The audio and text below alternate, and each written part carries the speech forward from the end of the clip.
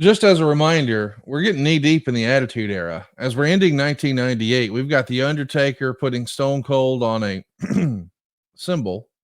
We've also got Mark Henry grabbing a gimmick on a person he thought was a lady. And there's all sorts of weird stuff going on here that we would never see in a traditional wrestling show. When you think back on the Attitude Era, I mean, listen, for whatever reason, a lot of the internet wrestling community and a lot of legends within the business would always say, "Oh, that's that Memphis crap," and talk about the stuff that your dad and Jerry Lawler had booked. Meanwhile, boy, we're booking some crazy, outrageous stuff here that Jerry Lawler never dreamed of booking in Memphis. What did you think, and more importantly, what did your dad think of how maybe over the line or pushing the envelope the Attitude Era was? Oh boy. This may be, I'm going to not get long winded here, but Conrad, talk about a real education that I received because, as a kid, growing up in the environment, you go to the wrestling matches and around the wrestling fans and everything that went along with that. Wrestling was cool, but the schools that I went to, yeah, it was, I don't say a four-letter word, but it was certainly kind of looked down on.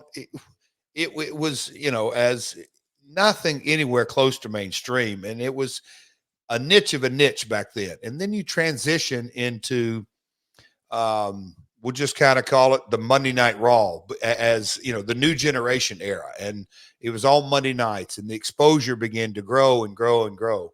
And it, looked upon more as entertainment, not that wrestling stuff, if you will. And then all of a sudden, what you just said, the Attitude Era exploded. Monday Night Nitro was on. That storyline, Hulk Hogan and Hall and Nash, and everything that went with it. And then the shock jock stuff started happening. And it was very, very interesting for me, Conrad. I'll say this. I had wrestled obviously my entire life. My dad, promoted, my grandmother promoted, and you kind of just the ebb and flow of it. But I had folks in my community, Conrad, and I don't want to say this too negatively, but I'll just say there were some church going folks that Yes. really took offense to so many things. I mean, and back in this day, I took offense to them taking offense, and I said, now wait a minute.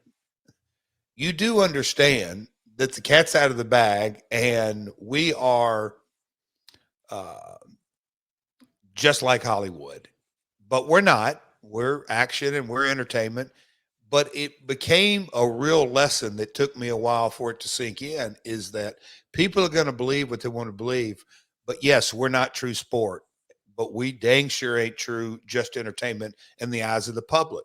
We're that hybrid. I think that's part of the secret sauce. I think that's why a Mike Tyson or a Logan Paul or you name it, any of these celebrities that want to get into our business, because it's so unique. But the Attitude Era, like, just exposed the world to all kinds of things. And when you saw a Godfather or a Val Venus or anything, that storyline between Taker and Austin, Rock and Mankind's brutal match that we're going to just touch on here in a little bit. There was all kinds of things that people that had not been exposed to the Attitude Era, that remember their wrestling, the territory days, whatever part of the country they grew up in, when they juxtapose the territory days to all of a sudden they hadn't watched it in 15 years, and maybe they had heard about WrestleMania and Rocky and the Hulk movie, and maybe they had heard of, that's what I'm saying, maybe a Clash at the Champions on TBS, just a sprinkling. But when they went from territory wrestling to Attitude, it was so different. They got offended, and they would let me know about it from time to time. And Conrad, I would, a lot of folks, depending upon who they were, I'm saying, now, you going to judge me, or are you going to judge that dude that walks in church who we know is on his fifth marriage? Those kind of things. It it became a very eye-opening education for myself. Let's also talk about, the reason some of the craziness is happening here in the company is because Vince Russo has, for lack of a better word, the hot hand. Mm-hmm. He's been on quite a tear creatively. That combination of Russo and McMahon seems to have really started to work. I mean, back in April of '98, it's the first time Raw would beat Nitro. Here we are several months later, and man, it feels like the WWF is starting to pull away. What was your relationship like in this era with Vince Russo? Because I know later in the year, when he leaves for greener pastures with WCW, you're not far behind him. In early '99, were you guys tight, or what was that relationship like? Yeah, I mean, we always so Double J created, for all intents and purposes, in the summer, fall of '93. So '94, when I got up there, Vince Russo, he was not a part of the creative team. I don't know what that department was called, but it was marketing probably, because he wrote the magazine, or one of the writers for the magazine.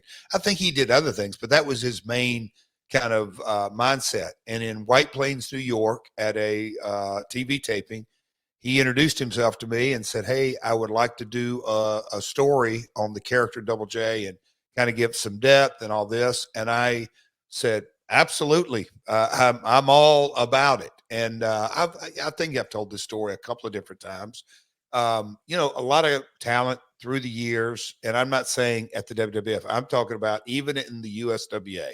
And I'm going to take you, boy, you talk about a story behind the story. Have I told you the story about Cowan, Tennessee, Conrad? Does this ring? No, I don't think so. Okay, Cowan, Tennessee is a little bitty town at the bottom of Mont Eagle. And so it's kind of on the fringes back in those days of our ABC affiliate, WKRN, that had our local wrestling on.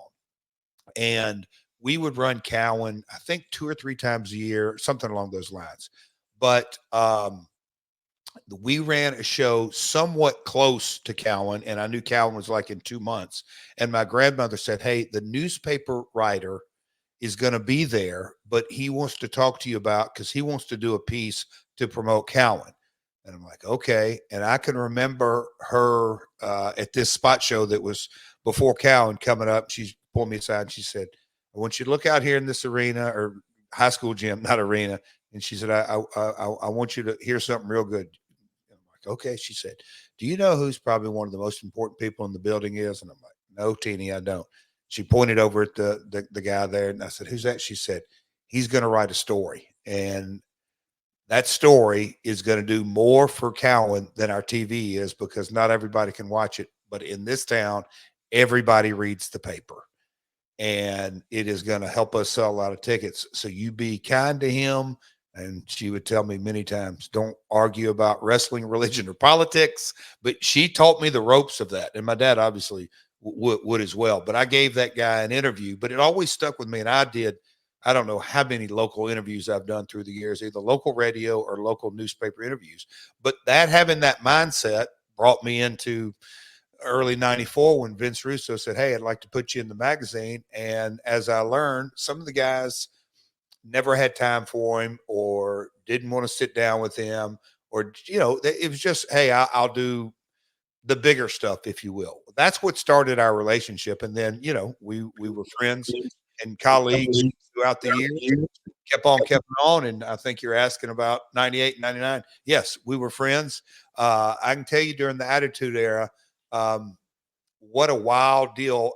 He was pitching ideas and coming off of the Survivor Series when the evil McMahon character was created, and Austin was red hot, and then Rock and Taker and DX. It was just rocking and rolling. So Vince had his hands full, but yeah, we were good buds during this time.